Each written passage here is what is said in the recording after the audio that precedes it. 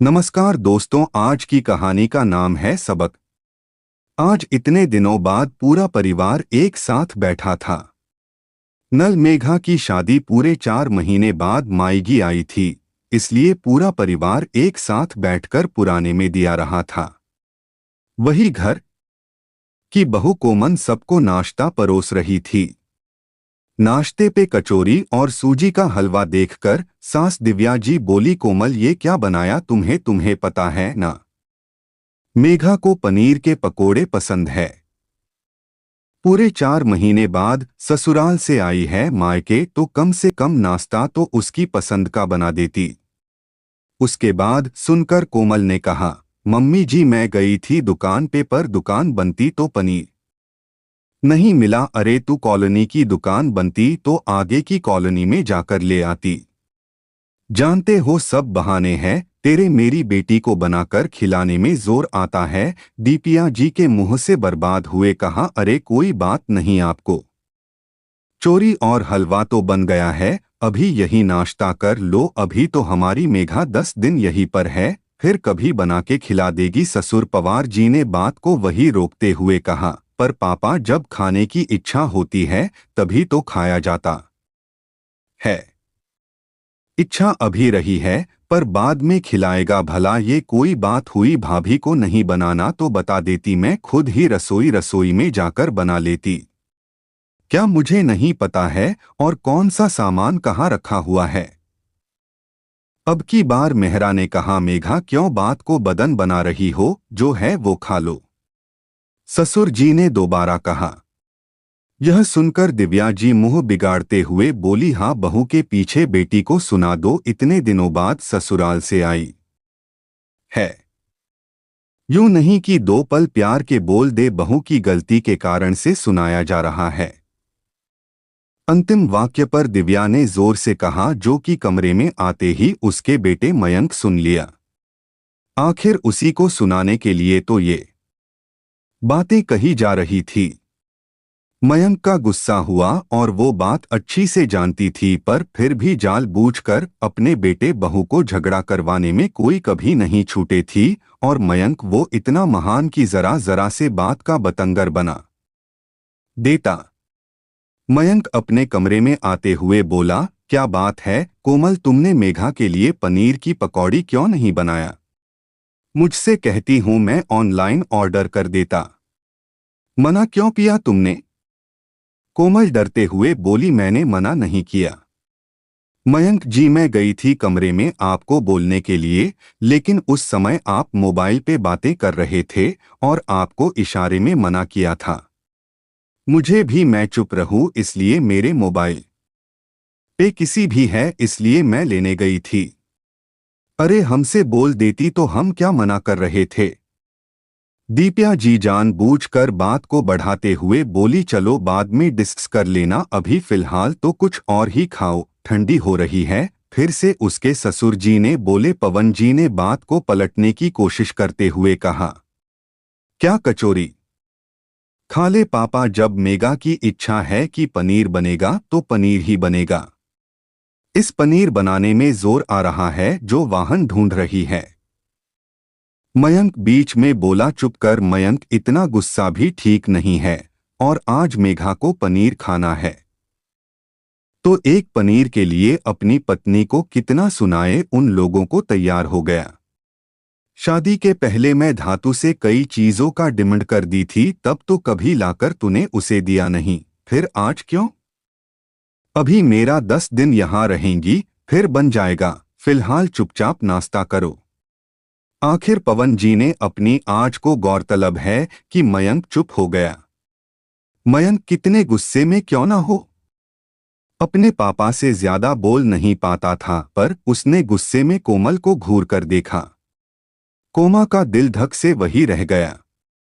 अब मयंक क्या करेगा ये सोचकर पीयूष की रूह कांपने लगे। खैर सब लोग नाश्ता किया, उसके बाद सब अपने अपने काम में लग गए। मेघा अपने दोस्तों के साथ मूवी देखने निकल गई। वही दिव्या जी अपनी सहेलियों के साथ पंचायती करने पड़ोस वाले शर्मा जी के घर पे गई। पवन जी अपनी दुकान से रवाना हो गए, पर संडे होने के कारण मयंक तो घर पे ही था। उसके ऑफिस के छुट्टी थी। इधर कोमल रसोई में काम कर रही थी कि मयंक उसे आबादी को मैं इधर कमरे में आ गई। मुझे तुमसे कुछ जरूरी बात करनी है। हे भगवान, क्या बात करनी है? सोचते सोचते कोमल कमरे की तरफ गई। उसके पैर नहीं उठ रहे थे। थोड़ा ही लेट करती तो मयंक रसोई में आकर शुरू हो जाता, इसलिए जैसे तैसे हिम्मत करके कमरे में गई। देखा तो मैं गुस्से में था। जी मयंक जी, आपने बुलाया? मयंक की बच्ची मेरे पापा का सबके सामने मुझे डांट पड़ा देकर बड़ी खुश हो रही थी। यही इज्जत तेरी नजरों में है? मेरी बेइज्जती करा दी। तुझे बड़ा मजा आता है? नहीं नहीं पवन जी, मयंक जी, मैंने कुछ नहीं कहा। पापा जी से वो इसके आगे तू उसके मुंह से एक शब्द भी नहीं निकला। मैं एक ने उसके पहले ही इतनी जोरदार थप्पड़ उसके गाल पे खींचकर दे मारा। इतनी देर से थप्पड़ उसके गाल पे पड़ा कि वो एक पल के लिए सारी दुनिया घूम गई। चक्कर खाकर वहीं गिर गई। गिरने के कारण उसके सिर पे चोट भी लग गई और सूजन भी आ गई। आइंदा इज्जत से रहना। मेरे सामने कुछ ही आवाज में मत बोलना, और ना कि मेरे माता पिता के सामने कुछ बोलेंगे। बड़ी आई मुझे दो बातें सुनाने वाली। मैं उसे नियंत्रण सुनाया जा रहा था, जबकि कोमल इस बात को होश में नहीं थी कि मयंक क्या क्या बोल गया।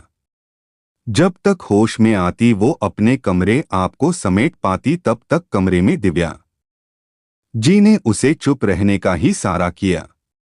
उन्होंने कोमल से एक शब्द नहीं पूछा, क्योंकि पवन जी भी वही बैठे हुए थे।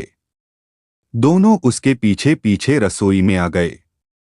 वहां जाकर मेघा ने कोमल से पूछा, भाभी आपके सिर पे चोट के निशान कैसे? क्या हुआ? चलते फिर से गिर गई क्या? उसने पूछा, पर उसके बाद सुनकर कोमल का रोना छूट गया। वो बोले, वो तुम्हारे भैया ने मुझे बस कर बहू अपनी और अपनी पति के बाद अपने बेडरूम तक ही रख, यहाँ बोलने की जरूरत नहीं है, और अपने रोने की आवाज को कम रख, बाहर तेरे ससुर जी को सुनाई देगा तो अच्छा नहीं लगता। खाना हम परोस देंगे, तू रेट यहाँ से, दोपहर 1 आने का वक्त हो गया है। दिव्या जी का जवाब सुनकर कोमल हक्के बक्के उसे देखती रह गई। अब देख क्या रही हो ऐसे? फटाफट रोगियों से हम परोस देंगे बाहर, तो खुद ऐसी हरकतें करती हैं। तुझे पता नहीं क्या कि मयंक का स्वभाव कैसा है? फिर भी जानबूझकर उसे जवाब पे जवाब दिए जा रही थी। अब इस बात को यही बोल बाहर नहीं जाने चाहिए। घर की बहुओं तो घर की बात तो ढंग का रखा कर। देख दिव्या जी मेघा से बोली, मेघा तू फटाफट पापा के लिए खाना लगा। अभी भी कोमल उन्हें हैरानी से देखती रही, पर उसे साइड में हटाकर वो खुद रेटियां सेकने लगी और थाली में लाकर मेघा को देकर बोली, चाहे तो फटाफट पापा को खाना देकर आ। अपने बेटी से बोली। जब पवन जी मेरा वो खाना परोसते हुए देखा तो बोले, अरे मेघा, आज सूरज किधर से निकल आया? तू खाना पुरुष रही है, कोमल कहाँ गई? तू भी तो कभी मदद नहीं करती है। वो बोली अपनी भाभी के। उसके पापा बोले, बस पापा ऐसे ही, भाभी की थोड़ी तबीयत ठीक नहीं थी तो मैंने सोचा थोड़ी मदद कर दूं। मेरा का जवाब सुनकर एक पल को पवन जी हैरानी से उसे देखते रहे। फिर बोले, शाबाश बेटा, ऐसे ही मिलजुल कर रहा घर का काम कहते हैं। जिस घर में बहू बेटी का काम करते हैं उस घर में खुशियां रहती हैं। ला, आज इस खुशी में एक रोटी और ज्यादा खा लूंगा। मेघा एक भी की मुस्कान से लेकर रसोई में आ गई। तब दिव्या जी कोमल से बोली, अब खड़ी खड़ी देखती ही रहेंगी या रोटी ही बनाएगी? चल फटाफट खाना बना, बहुत जोर से भूख लग रही है। मेघा, मैं तेरे पापा के साथ बैठकर खाना खा रही हूं, तो खाना परोस, नहीं तो तेरे पापा खुशी खुशी रसोई में आ जाएंगे और फिर इसका रोने चेहरे को देखकर बेवजह की बातें हमें सुनाएंगे, कहकर दिव्या बाहर आ गई और मेरा खाना परोसने लगी। जब पवन जी ने खाना खा लिया तो तब तक मयंक भी घर आ गया। दीपिका ने मेघा को डोट मयंक के साथ ही बिठारी और खुद खाना परोसने लगे। एक बार फिर कोमल को पवन जी के सामने नहीं आने दिया।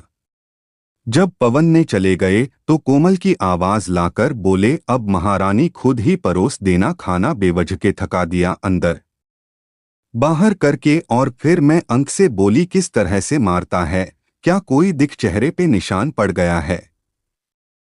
किस तरह से तेरे पापा से छुपा कर रखा है हम जानते हैं, अब इसका उसके सामने आना होता है।